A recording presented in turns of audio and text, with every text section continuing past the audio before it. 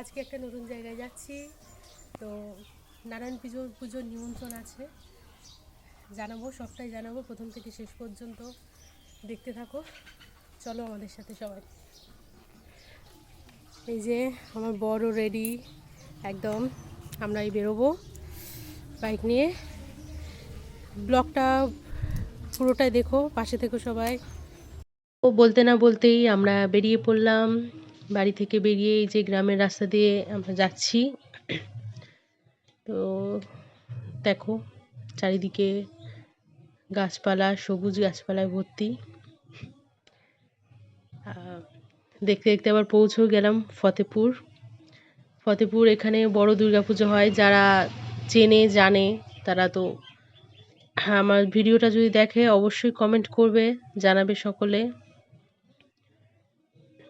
তো দেখো এই যে আবার এখানে পানপুরেও পৌঁছে গেলাম। পানপুরটা আমি এখানে কোনোদিন যাইনি, এই প্রথমবার যাচ্ছি মাসি শাশুড়ির বাড়ি। তো এদিকটাও দেখছি যে গ্রাম, শহর নয় গ্রাম। এদিকেও চারিদিকে গাছপালা আছে, বেশ ভালোই লাগছিল।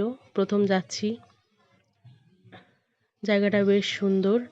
এখানে যারা যারা ভিডিও করতে চায় তারা অবশ্যই আসতে পারে। চারিদিকে গাছপালা প্রকৃতির জন্য ভিডিওটা দারুণ হবে। তো দেখতে থাকো। যেতে যেতে বরকে বলছিলাম একটা মিষ্টির দোকান থেকে অবশ্যই দাঁড়িয়েও একটা বাজারে। তো বলতে না বলতে চলে আসলাম পানপুর বাজারে। মিষ্টির দোকানে দাঁড়িয়েছি, দাঁড়িয়ে দেখা হচ্ছিল যে কোন মিষ্টিটা নেওয়া যায়, যেহেতু নারায়ণ পুজোয় যাওয়া হচ্ছে। একটু আর পুজোয় না হলেও কারো বাড়িতে যেতে গেলে একটু মিষ্টি তো নিয়ে যেতেই হয়, খালি হাতে তো যাওয়া যায় না। তো মিষ্টি নেওয়া হচ্ছে, আর আমি বাজারটা একটু ঘুরে দেখছিলাম চারিদিকটা। এই যে আমার শাশুড়ি মা বসে আছে। তো দেখো মিষ্টি নেওয়া হয়েও গেল। এদিকে আমরা আবার পৌঁছে গেলাম মাসি শাশুড়ির বাড়ি। তো প্রথমবার আসছি। এই যে এটা আমার মেসো, উনি দাঁড়িয়ে আছে।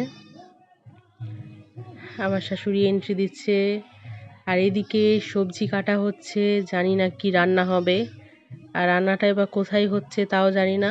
তো দেখি চারিদিকটা ঘুরে আর তোমাদেরকেও দেখায়। এই যে এখানে নারায়ণ পুজো হচ্ছে ঘরের মধ্যে, তো ব্রাহ্মণ পুজো করছে। আর আমার মাসি শাশুড়ি এই যে বসে আছে, আর ওই ব্রাহ্মণের পিছনে ওই যে ওটা আমার দাদা শ্বশুর। তো দেখো পুজো হচ্ছে, আর এদিকে আমি চারিদিকটা ঘুরে ঘুরে দেখছি। যেহেতু প্রথম এসেছি তো একটু ঘুরে দেখার ব্যাপার থাকে, আর আমি তো ঘুরতে খুবই ভালোবাসি। এদিকে পুজো হয়েও গেছে, আবার ফল প্রসাদ কাটছে, সিন্নি গলা হয়ে গেছে।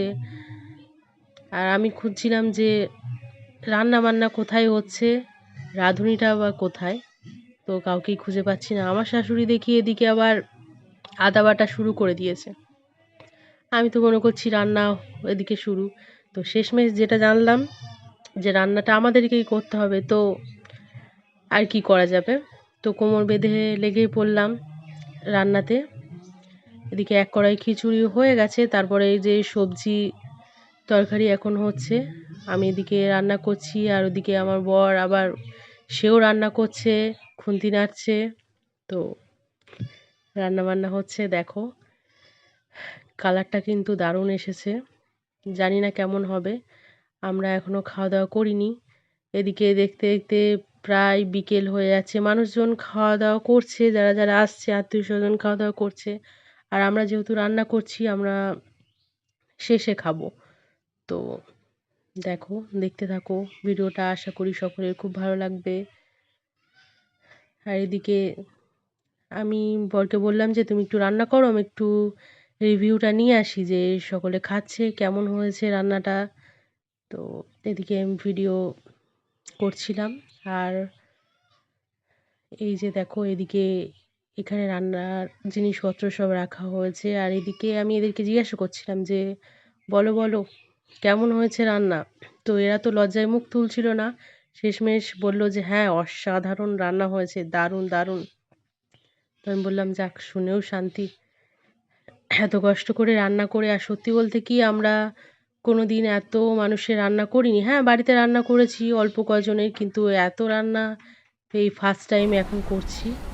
তো দেখো। বলো খিচুড়িটা কেমন হয়েছে, হাত দিয়ে দেখো। খুব সুন্দর, একদম অসাধারণ।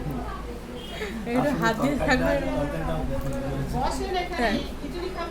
তো ভিডিওটা কেমন হয়েছে সকলেই জানাবে।